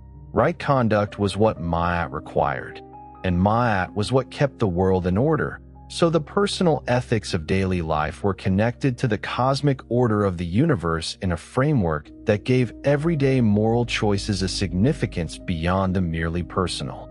The maxims of Tahotep, the instructions of Amenemhat, the instructions of Merakare, the wisdom of Eni, the instructions of Amenemop, this tradition of ethical instruction, developing across more than 2,000 years of Egyptian literary history, represents one of the earliest and most sustained engagements with the question of how to live well in human history. and the values it promotes are recognizable across the enormous distance that separates the ancient Egyptian world from the contemporary one. Honesty, compassion, humility, self-control, the proper management of speech and of relationships, the recognition that what one does in the world reflects one's inner character and has consequences beyond the immediately apparent. The transformation of Egyptian religion under foreign influences, the incorporation of Nubian deities, the adaptation of Assyrian and Persian elements, the elaborate synthesis of Greek and Egyptian religious thinking that characterized the Ptolemaic period, represents a final demonstration of the flexibility and the vitality of the Egyptian religious tradition. The Ptolemaic period promoted and reshaped the cult of Serapis, a deity associated with Osiris and Apis, and presented in a form that Greek-speaking worshippers could more easily recognize. Ancient and modern explanations of Serapis's origins are complicated, but the result is clear enough. He became a powerful example of religious translation, a god through whom Egyptian and Greek traditions could meet without becoming identical. The Isis who spread through the Roman world in the imperial period was an Isis transformed by centuries of Greek theological engagement and Greco-Roman artistic convention, recognizably derived from the Egyptian original but adapted to communicate across cultural boundaries that the original could not have crossed. The formal end of the ancient Egyptian religious tradition came gradually, across the 4th and 5th centuries of the Common Era, as the Christian Roman Empire progressively suppressed non-Christian religious practice. Philae, one of the last active centers of traditional Egyptian religion, continued to preserve older forms of worship unusually late, with evidence of activity into the 5th century and the final closure of the temple complex conventionally placed in the 6th century. The last known dated hieroglyphic inscription was made at Philae in 394 CE, and the last known Demotic inscription was made there in 452 CE. The old language, the old script, and the old religion faded together, the living tradition finally ending after more than 3,000 years of continuous practice. For ordinary Egyptians, religion was not experienced primarily as the abstract theology of priests. It was experienced through risk and need. A woman approaching childbirth might wear amulets of Taret and Bes, asking for protection in one of the most dangerous moments of human life. A worker stung by a scorpion might recite a spell that connected his pain to the mythic suffering of Horus as a child hidden in the marshes. A parent might place protective objects near a sleeping child. A craftsman might make an offering to Ta. A scribe might honor Thoth. A farmer might pray for the flood to come correctly. A family might bring food to a tomb chapel and speak the name of the dead. The village of Deir el-Medina, where the artisans who built the royal tombs in the Valley of the Kings lived, gives us one of the richest views of this personal religious life. The workers there were literate or semi-literate to an unusual degree, and the dry conditions preserved letters, legal records, prayers, accounts, and notes written on limestone flakes and pottery sherds. In this community, we see people appealing to gods about illness, family conflict, injustice, and daily anxiety. We see local forms of major gods, deified kings, household shrines, and personal acts of devotion existing alongside the immense royal theology painted in the tombs nearby. Some Egyptians wrote letters to the dead, asking deceased relatives to intervene in problems among the living. A dead husband, wife, father, or mother could be addressed as a powerful being who might help or harm the family that survived them. This practice shows that the dead were not imagined as gone into a sealed, separate world. They remained part of a network of obligation. The living fed them and spoke their names. The dead, in turn, could protect, advise, or trouble the living. Religion here is not merely belief about gods. It is family relationship extended beyond death. Amulets made this invisible protection tangible. a scarab over the heart, a jed pillar for stability, a tayat not associated with Isis, a wedjad eye for healing and wholeness, a tiny frog for fertility, a small best face to frighten away danger. These objects were beautiful, but beauty was not their only purpose. They were tools of protection, small pieces of theology worn against the body. In Egyptian religion, art worked, words worked, images worked. Correctly made objects could do things. But the gods of Egypt did not entirely disappear in a simple way. Some images, gestures, and religious ideas passed into the wider Mediterranean world, where they were transformed by Greek, Roman, Jewish, and Christian traditions rather than merely preserved unchanged. The image of Isis nursing Horus has often been compared with later images of the Madonna and Child, not because one can simply reduce Christian art to Egyptian religion, but because sacred images travel, change, and acquire new meanings across centuries. The judgment of the dead, with its weighing of the heart against a standard of truth, belongs specifically to Egyptian afterlife theology, yet it also reminds us how deeply ancient Mediterranean cultures thought about moral accountability beyond death. The Egyptian language of daily rebirth, solar renewal, and resurrection did not become Christianity, but it remained part of the symbolic atmosphere of the late antique world in which new religious forms learned to speak about life, death, light, and eternity. The beliefs of ancient Egypt helped build one of the longest-lasting civilizations in human history. The cosmic struggle between order and chaos, the promise of judgment and renewal, the conviction that daily conduct participated in cosmic balance, and the sense that divine presence filled the ordinary landscape were not decorative mythology attached to Egyptian life from the outside. They were part of the structure of that life. They shaped kingship, law, art, burial, agriculture, architecture, medicine, magic, family memory, and the emotional world of ordinary people. The old temple cults are no longer performed in their ancient form. The priests no longer open the sanctuary before dawn. The bark of Ammonius no longer moves from Karnak to Luxor as a living state ritual. No embalmer prepares a body according to the old formulas with the same cultural world around him. But the remains of that system, the tomb paintings, the hymns, the amulets, the coffins, the papyri, the temple walls, the ruined sanctuaries along the Nile, still preserve one of the most sustained human attempts ever made to answer the problem of existence with beauty, precision, and ritual care. To study the gods of Egypt is not merely to learn a list of strange names. It is to enter a civilization's deepest grammar. Ra is not only the sun. Osiris is not only the dead. Isis is not only a mother. Anubis is not only a jackal. Ma'at is not only truth. Each divine figure opens a way of thinking about the world, and together they form a language through which the Egyptians spoke about fragility, abundance, fear, justice, memory, and hope. The royal tombs of the New Kingdom add another dimension to this religious world, the mapping of the night. The walls of the tombs in the Valley of the Kings are not decorated simply to impress the visitor, and in many cases they were never meant to be seen by ordinary living eyes after the burial was complete.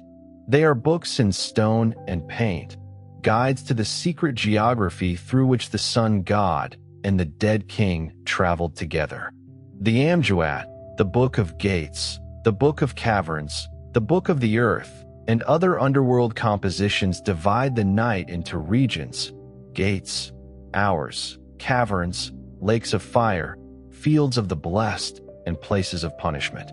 They show gods and demons, snakes with many heads, mummy-formed figures waiting for the sun's power, gates guarded by beings whose names had to be known, and enemies of order bound, decapitated, or burned so that they could not threaten the solar rebirth. These texts are difficult for a modern reader because they are not narratives in the simple sense. They are maps, liturgies, diagrams, spells, and theological meditations at once. Their repeated forms can feel strange: rows of deities, boats moving through darkness, names written beside figures whose precise functions are not always obvious. But this repetition is part of their power. They present the underworld as an ordered reality, a night landscape that can be known, named, crossed, and survived. Darkness is frightening, but it is not meaningless. The Egyptian answer to terror was often classification. Name the beings, draw the gates, count the hours, write the spell, place the image where it must be, and the danger becomes navigable. The tomb of Seti I, one of the most beautifully decorated royal tombs ever found in the Valley of the Kings, shows this underworld theology with extraordinary refinement. The painted reliefs move across the walls with a precision and elegance that make the darkness of the subject almost luminous. In the tomb of Ramesses VI, the ceiling itself becomes cosmic, the sky goddess Nut stretched across the vault, the solar disk traveling through her body, swallowed at evening and born again at dawn. A royal tomb was therefore not merely a hidden chamber for a dead king. It was a model of the cosmos built underground, a machine of resurrection made from stone, pigment, text, and ritual knowledge. The ordinary Egyptian never entered these royal tombs, and most people could never afford anything approaching their complexity. Yet the ideas expressed there belonged to the same religious world as a modest coffin, a small scarab, or a household prayer. The scale was different. The principle was the same. Death was dangerous because it was transitioned into a world of hidden powers. The answer was preparation. Preserve the body, preserve the name, provide offerings, write the words, know the gates, and align the dead person with the divine pattern of Osiris and the nightly resurrection of Ra. Egyptian art itself should be understood in this context, because it was rarely art in the purely decorative modern sense. A statue was not simply a likeness. It could be a dwelling place for presence. A tomb image was not simply an illustration. It could create what it showed. A relief of the king offering to a god was not merely a historical memory of a ritual once performed. It made that offering eternally present. The famous static quality of Egyptian art, the repeated poses, the profile heads, the frontal eyes, the carefully ordered registers, was not a failure to discover perspective or naturalism. It was a deliberate visual grammar designed for clarity, permanence, and ritual effectiveness. This is why the body in Egyptian art is shown from multiple viewpoints at once.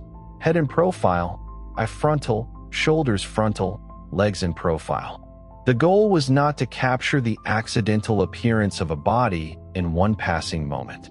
It was to show the essential, complete, readable form.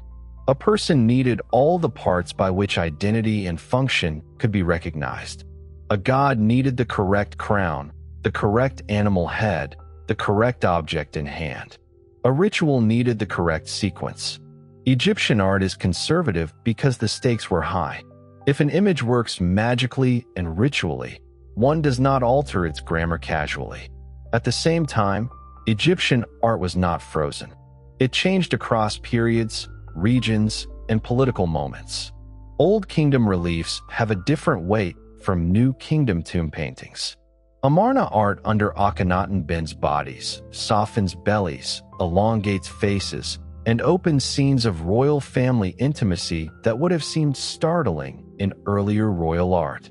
Late period temple reliefs can become dense, crowded, and textually complex, the walls packed with theological detail. The continuity is real, but so is the variation. Egyptian art remained recognizable for 3,000 years not because nothing changed, but because change occurred inside a powerful inherited language. The relationship between medicine and religion in Egypt also reveals how practical and spiritual thought worked together rather than separately. Egyptian medical papyri contain recipes, diagnoses, treatments, surgical observations, and practical remedies made from honey, oil, plants, minerals, and animal products. Some passages are strikingly empirical, describing wounds, fractures, swellings, and outcomes with a sober clarity that seems close to clinical observation. Other passages are magical, invoking gods, demons, mythic precedent, and spoken formulas. A modern mind may want to divide these into science and superstition. The Egyptians did not draw the boundary in that way. Illness could have physical causes and supernatural dimensions at the same time, so treatment could involve both a bandage and a spell.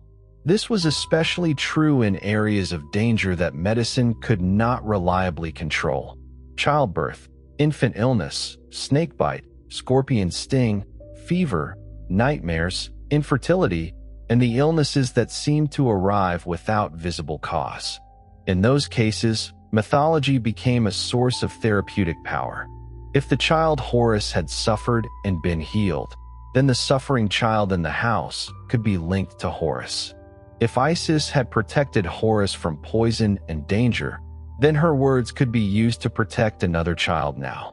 The myth was not only a story from the divine past, it was a pattern that could be activated in the present. This gives Egyptian magic its seriousness. Heka, often translated as magic, was not a marginal superstition opposed to religion. Heka was a divine force, one of the powers through which the Creator made and maintained the world. Words had power because creation itself could be accomplished through speech. Names had power because a name was part of the being named. Images had power because representation could participate in reality. A spell was not merely a wish. It was a correctly structured act of language designed to bring the present situation into alignment with a divine precedent. Women appear throughout this religious world not only as mothers and mourners, but as priestesses, musicians, ritual specialists, queens, goddesses, and holders of sacred office. The great goddesses of Egypt are not secondary figures. Isis restores the murdered king and protects the heir. Hathor receives the dead, intoxicates rage into peace, and embodies joy. Sekhmet can send plague and heal it. Nephthys mourns and protects. Nut gives birth to the sun every morning. Ma'at is the principle without which the universe cannot function. Seshet records, measures, and founds temples. Taret protects childbirth with the body of a dangerous hippopotamus transformed into maternal guardianship. These goddesses show that Egyptian religion did not imagine divine power as exclusively masculine. Royal women could also carry religious power. Queens appear in temple scenes as ritual partners of kings. The god's wife of Ammonius, especially in the Third Intermediate and late periods, became a position of immense religious and political significance, held by royal women who controlled temple resources and performed important ritual roles at Thebes. Earlier, queens such as Ahmose Nefertari could be venerated after death. Hatshepsut could rule as pharaoh and present herself with the full iconography of kingship, while also negotiating the theological language of gender and divine birth. Egyptian society was patriarchal, and women's legal and social experiences varied by period and class, but the religious imagination of Egypt gave feminine divine power a range and prominence that is essential to understanding the culture. The goddess Mut, whose name means mother, became the great consort of Ammonius at Thebes and part of the Theban triad with Ammonius and Khonsu. Yet she could also take on leonine forms, linking her with Sekhmet and other fierce Eye of Ra goddesses. The Eye of Ra itself was a major theological idea, a goddess who was the active, dangerous, protective power of the sun god, sent out into the world to punish enemies or retrieve what was distant. Sometimes the Eye is Hathor, sometimes Sekhmet, sometimes Tefnut, sometimes another goddess depending on the text and context. The pattern is again Egyptian, many names, many stories, one recurring theological structure. Egypt's gods also traveled beyond Egypt, and foreign gods entered Egypt. The Egyptian Empire of the New Kingdom brought Egyptians into sustained contact with Nubia, Syria, Canaan, and the wider Eastern Mediterranean. Deities such as Re-Shep, Astarte, Anat, and Kadesh entered Egyptian religious life, sometimes associated with war, horses, sexuality, or foreign lands. They did not simply replace Egyptian gods. They were incorporated into the Egyptian divine world, represented in Egyptian artistic forms while retaining signs of foreign origin. This process shows again the flexibility of the system. A god could be foreign and still become meaningful in Egypt. A divine power did not have to be native to be real. Nubia, to the south, had an especially deep and complex religious relationship with Egypt. Egyptian kings built temples in Nubia. Nubian rulers adopted and adapted Egyptian royal and religious forms. And during the 25th dynasty, kings from Kush ruled Egypt itself while presenting themselves as restorers of proper Egyptian tradition. The god Ammonius was central to both Egyptian and Kushite kingship, and the sacred geography of Ammonius extended far beyond Thebes. This was not a one-way influence in which Egypt simply exported religion to passive neighbors. The Nile world was interconnected, and religious forms moved, changed, and returned across political boundaries. Under the Ptolemies, after Alexander's conquest, Egyptian religion entered another period of creative transformation. Greek-speaking rulers governed an Egyptian population whose temples, priesthoods, and local cults remained powerful. The Ptolemies presented themselves in Egyptian temples as pharaohs, offering to Egyptian gods in traditional iconography, while also ruling through Greek court culture in Alexandria. The result was not simple fusion, but layered coexistence. A person might encounter Greek language, Egyptian ritual, Macedonian dynasty, native priesthood, and Mediterranean trade in the same political world. Serapis, promoted especially under Ptolemy I, is the clearest example of deliberate religious synthesis.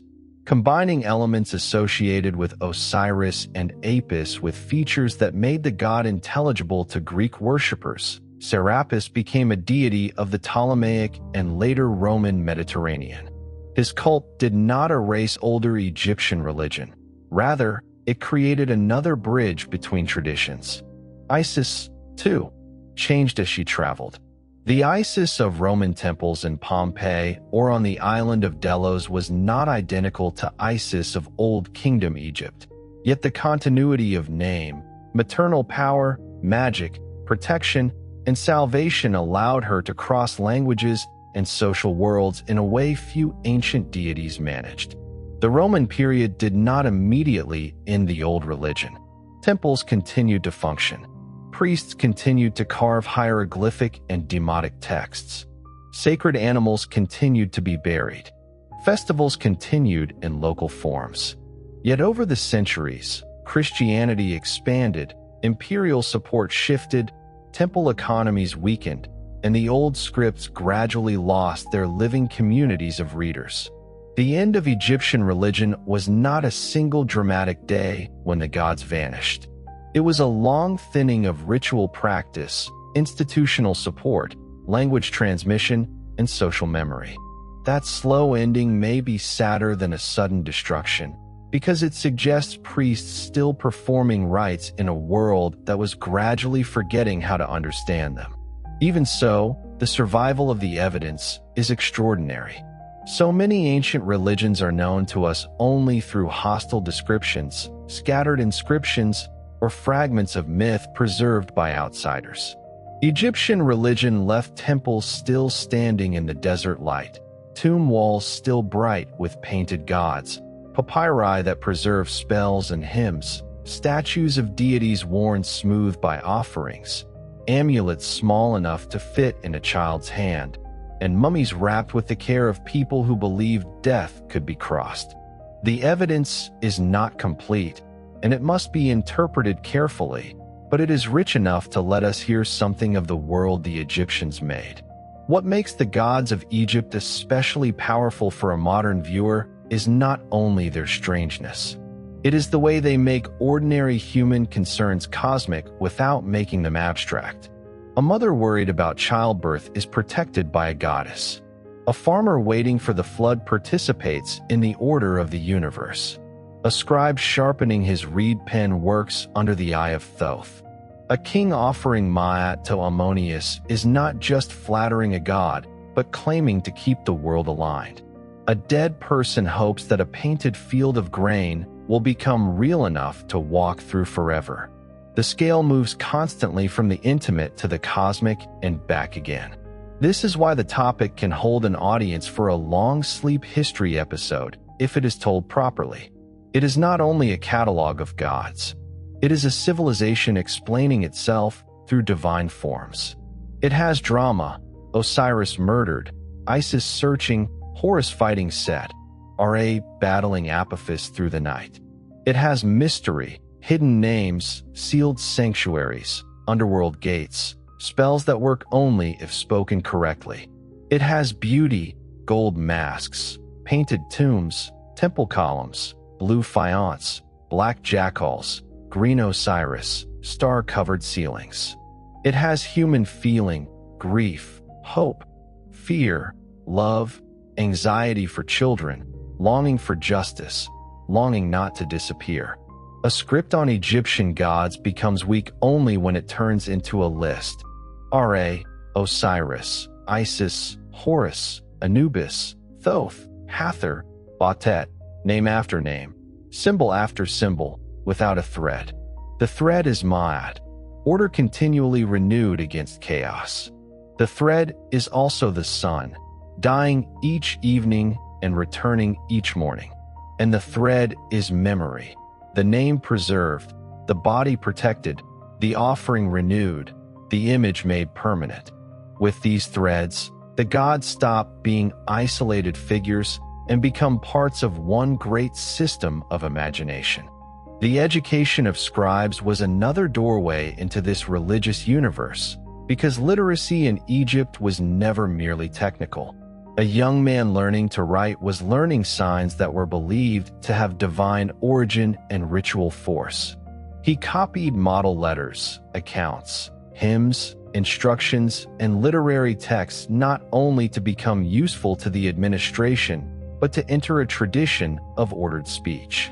The scribe's palette, with its reed pens and cakes of black and red ink, was a practical object, but it also belonged to the world of Thoth and Seshet. Black ink carried the ordinary flow of words. Red ink marked headings, dangerous names, corrections, emphasis, and sometimes the names of hostile beings. Even the color of writing could carry meaning. Scribal culture helped preserve religious continuity across centuries. A myth could survive because generations copied it. A temple ritual could continue because its sequence was written down, taught, and recited. A funerary spell could protect the dead because a scribe knew how to write it with the correct signs. This gives Egyptian religion an unusual relationship with time. It was traditional, but not merely because people repeated habits unconsciously. It was traditional because institutions trained specialists to preserve, interpret, copy, and reactivate old forms in new circumstances. The past was not behind Egypt. The past was a resource continually brought into the present. The same is true of architecture. A temple was built as if creation were happening again. Foundation rituals involved measuring the ground, stretching the cord, purifying the site, burying foundation deposits, and marking the building as a proper place for divine presence. The massive stone walls, the darkening sequence of halls, the columns shaped like papyrus and lotus, the ceiling painted with stars, the sanctuary resembling the first mound emerging from none. All of these features made the temple a recreated cosmos. To build a temple was to imitate creation in durable material. This helps explain why the Egyptians invested so heavily in stone. Mud brick was the material of daily life, used for houses, palaces, walls, and many practical structures. But stone belonged to eternity. The house of a human being could be temporary. The house of a god should endure. The tomb, too, was a house of eternity because the dead required durability. When modern visitors see Egypt as a land of stone monuments, they are seeing the religious ambition of permanence. Much of ordinary Egypt vanished because it was built for life. The temples and tombs remain because they were built for forever. Yet even this permanence was fragile. Names could be erased. Faces could be chiseled away. Statues could be broken. Tombs could be robbed. Temples could be reused. The Egyptians knew this. Their obsession with durability came from awareness that loss was always possible. The desert preserves, but it also hides.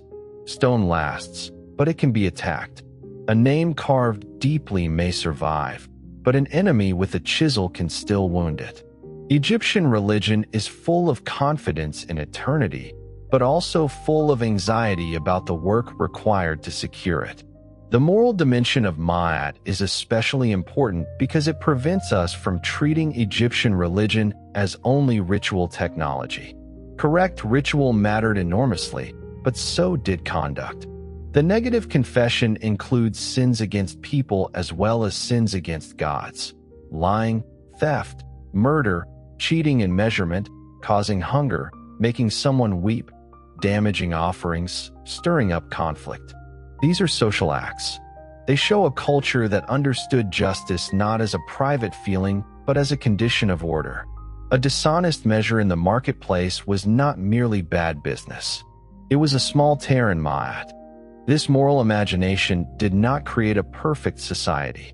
Egypt had inequality, forced labor, corporal punishment, political violence, and hierarchy. The ideology of Ma'at could be used by the powerful to legitimize their own authority. But the ideal itself remained meaningful: truth, balance, proper measure, care for the vulnerable, respect for parents, restraint in speech, and responsibility before the gods. The fact that Egyptian texts repeat these values does not prove Egyptians always lived by them. It proves they knew what kind of order they believed life required. The afterlife judgment gives that moral order dramatic force.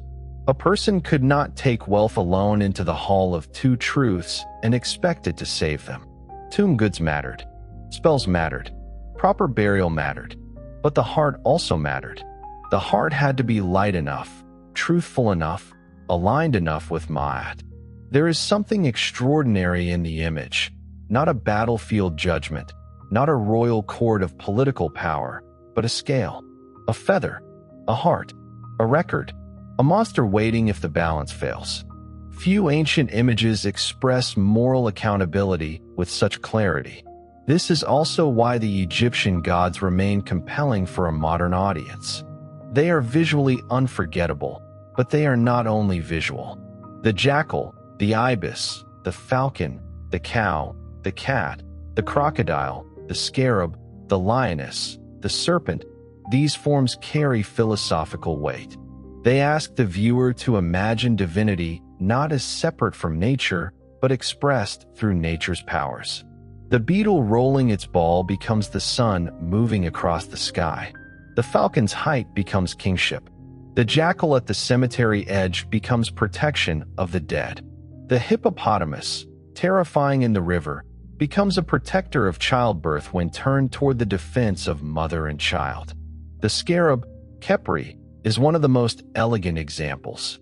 The Egyptians watched dung beetles rolling balls across the ground and saw in that action an image of the sun being rolled across the sky. They also observed beetles emerging from those balls, apparently self-generated, and associated them with spontaneous creation and rebirth. The scarab amulet became one of the most common protective forms in Egypt, placed on bodies, worn in life, carved with names, prayers, and royal commemorations. To a modern eye, it may seem small. To an Egyptian, it could contain the daily rebirth of the sun. Sobek, the crocodile god, shows the same transformation of danger into divine power. Crocodiles were real threats in the Nile, capable of sudden violence. But a dangerous being can also be a protector if its power is aligned properly. Sobuk could be associated with fertility, military strength, the Nile's potency, and royal force. His cult at places such as the Fayum shows how Egyptians did not simply worship gentle or comforting aspects of nature. They worshipped power, including power that frightened them, because power properly honored might protect rather than destroy. In this sense, Egyptian religion teaches a subtle lesson about fear. It does not deny fear. It gives fear a form, a name, an image, a ritual, a divine counterpart. The desert is set, dangerous but also necessary. The night is the duet, filled with threats but mapped by sacred texts. The crocodile is Sobuk. The corpse is Osiris. The grief of a widow is Isis searching. The vulnerability of a child is Horus in the marshes. Chaos is Apophis, and because Apophis has a name, he can be fought. Again and again, Egyptian religion takes the formless terror of life and makes it visible enough to be addressed. For a viewer listening at night, this is perhaps the deepest reason the subject works. It is ancient, but emotionally immediate.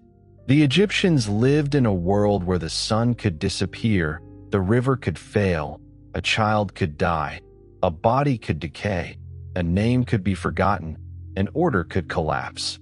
Their answer was not denial. Their answer was ritual, story, image, memory, and the stubborn daily renewal of Ma'at. There is also an important difference between knowing Egyptian myths and understanding Egyptian religion as it was lived. Modern retellings often isolate the stories. Osiris is murdered, Isis searches, Horus fights Set, Ra travels through the night. But in ancient Egypt, those stories were not entertainment separated from practice. They were patterns of reality. When grain sprouted after the flood, Osiris was present. When a king inherited the throne, Horus was present. When a mother protected a vulnerable child, Isis and Horus were present. When the sun rose after the dangerous night, Ra's victory was present. Myth did not sit in the past. It gave shape to recurring moments in the present. This is why Egyptian religion lasted so long. It was not dependent on one founder, one prophet, one book, or one historical event. It was woven into cycles that returned constantly: sunrise and sunset, flood and harvest, birth and death, burial and remembrance, royal accession and royal burial, festival departure and festival return. As long as those cycles continued, the religious imagination that explained them could renew itself. A temple might fall out of favor. A god might rise in prominence or fade for a time. A dynasty might collapse. Foreign rulers might arrive. But the Nile still had to flood, the dead still had to be buried, the sun still had to return, and Ma'at still had to be maintained. The emotional tone of Egyptian religion is therefore not only solemn, it is also hopeful. The underworld is frightening, but it can be crossed. Death is dangerous, but Osiris has passed through it. The heart can fail, but it can also be justified. The sun disappears, but not forever. The desert surrounds the black land, but does not erase it. The gods require attention, but they also respond.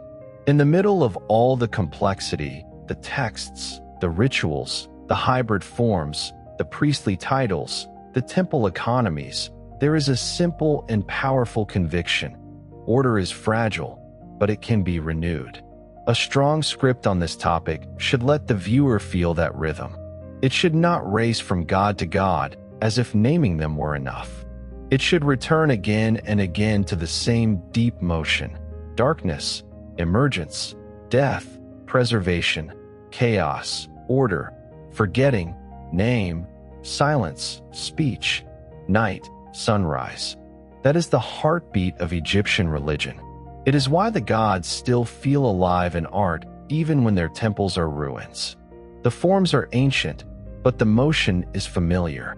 By the time a listener reaches the end of this story, the Egyptian pantheon should no longer feel like a confusing crowd of animal-headed figures. It should feel like a vast symbolic system, patient and coherent in its own way, built by people who watch the river, the sun, the desert, the body, and the dead with extraordinary attention. Their answers were not ours, but the seriousness with which they asked their questions is still recognizable. One more thing matters for the quality of the story. The gods should not be presented as separate from Egyptian intelligence. It is easy to admire the pyramids and temples as engineering, then treat the religion behind them as colorful superstition. That would miss the point. Egyptian religion was part of the same disciplined mind that measured fields after the flood, aligned temples to the horizon, organized labor, preserved bodies, calculated calendars, and developed one of the world's great writing systems. The myths and rituals were not the opposite of Egyptian civilization's practical achievements. They were one of the ways those achievements made sense. When a priest measured purity, when a scribe copied a spell, when an architect aligned a sanctuary, when an embalmer wrapped a body, when a family spoke a name at a tomb, each was participating in a culture that believed precision mattered. Not because precision was cold, but because the world itself depended on right relationship. A careless word, a broken offering, a forgotten name, a false measure, an unperformed ritual, all of these were small failures of order. A good life, in Egyptian terms, was not only a life of private feeling. It was a life placed correctly within the pattern. That is why this episode can be more than a mythology lesson. It can become a portrait of a civilization trying to make the universe reliable. The gods were the language of that effort. And because Egypt preserved so much of that effort in durable forms, we can still follow it with unusual closeness. We can see the feather, the scale, the bark, the scarab, the jackal, the sun disk, the painted stars. Few ancient religions left their inner architecture so visible. That visibility is part of the wonder of the subject. And so we come to the end of this account of the gods of Egypt. We have moved from the primordial waters of Nun to the first mound of creation, from the hidden thought of Ta to the visible blaze of Ra, from the grief of Isis over Osiris to the judgment of the heart before the feather of Maat. We have entered temples where statues were awakened each morning, stood outside festival routes where ordinary people waited for the god to pass, and looked into tombs where images and words were meant to keep the dead alive. We have seen that Egyptian religion was not one simple story. It was a system of stories, rituals, images, names, animals, stars, rivers, bodies, and moral obligations, all held together by the conviction that order had to be maintained against chaos, and that human life mattered because it participated in that order. That is why the subject still holds attention. The Egyptian gods are not interesting only because they look beautiful on temple walls. They are interesting because they reveal a civilization thinking, with extraordinary seriousness and imagination, about the questions that never leave human beings alone. Where the world came from, why order is fragile, how death can be faced, what justice means, and how an ordinary life can align itself with something larger than itself. The Nile still runs. The desert still waits beyond the black earth. The sun still rises from the east and disappears into the west. The temples are silent now, but the questions that built them are not silent. The feather of Maat is still the measure. The sun still rises. Sleep well. Good night.